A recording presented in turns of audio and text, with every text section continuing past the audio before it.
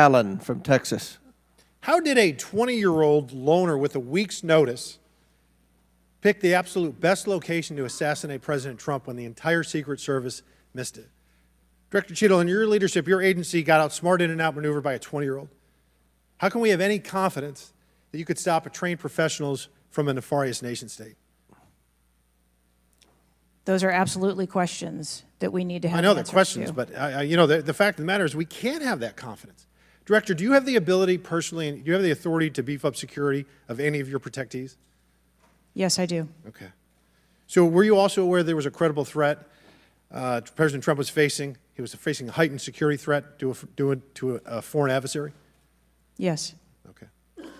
So given that there was an increased threat to President Trump's life, was he provided a full security complement akin to what a sitting U.S. president would receive?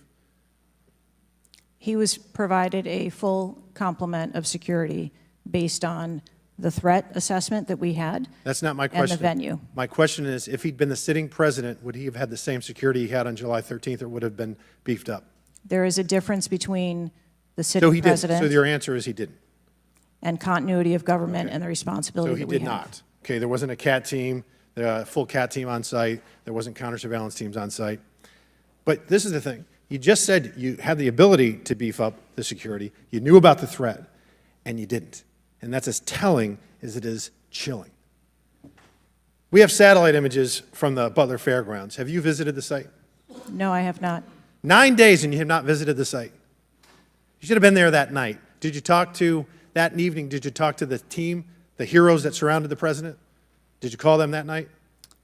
They were still operational working. So that's an answer is no. Did you call them the next day? President. Yes, I spoke with them. You called them the very next day, not the day of, or was it 72 hours after?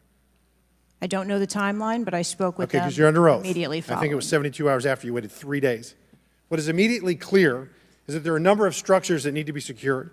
Of these, Director, other than the first, immediate 4, what's the most dangerous site that should have been secured? Because Security 101, you got to mitigate the high ground. Yes. Okay. Do you know what the next most dangerous site, what was the closest structure to the president, other than the 4 immediate ones that you had your counter-sniper teams on? There are a number of structures around that event site.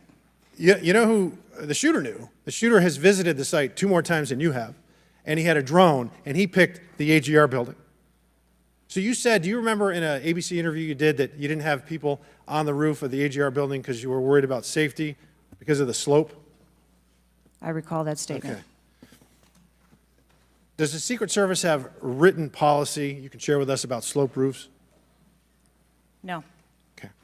So why'd you act like there was one? Because is it your practice to comment on enormous events of enormous national implications when you're ignorant of the facts? That's rhetorical. So here's this thing with the slopes. You go all up to like 1812. You can go to a 112, which is about as flat as you can get without it being completely flat. And you're saying that there was a danger, safety concern there. But the problem is, Director, you put your counter snipers on a 312 roof, which is steeper than the 112. And by the way, the 112 is ADA compliant. You can build a ramp for a wheelchair on a 112 roof. So these are nothing but pathetic excuses, and they make no sense, and they're a bunch of cow dung. All the law enforcement I've spoken with over the last 9 days are amazed that the AGR rooftop was not secure. And you want to know why? Because it's dangerous. I have never had any long gun training in my life. I own an AR-15, and last time I shot it one time my whole life. It was 6 years ago. That is until Saturday, where we recreated the events in Savoy, Texas. We recreated what happened in Butler. I was lying prone on a sloped roof at 130 yards at 6:30 at night. And I knew that he had a scope. I didn't know what kind, red dot or magnified. So I shot 8 rounds from both. You know what the result was? 15 out of 16 kill shots. And the one I missed would have hit the president's ear. That's a 94% success rate. And that shooter was a better shot than me. It is a miracle President Trump wasn't killed.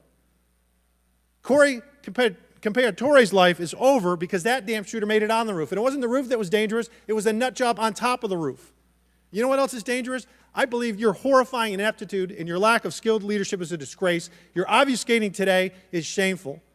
And you should be fired immediately and go back to guarding Doritos. Mr. Chairman, I yield back. Chair recognizes Ms. Lee from Pennsylvania.